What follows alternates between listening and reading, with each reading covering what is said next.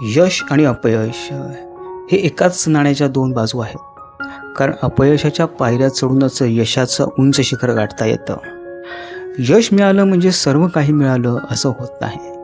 तसंच अपयश मिळालं म्हणजे सर्व काही संपलं असंही होत नाही.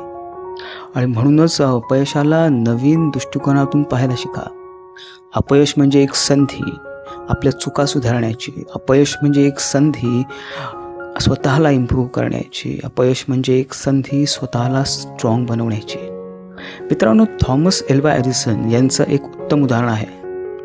एडिसन यांनी बल्बचा शोध लावायच्या आधी जवळजवळ 1000 प्रयोग केलेत आणि सर्व अयशस्वी ठरलेत. पण त्यांनी कधीच हार मानली नाही.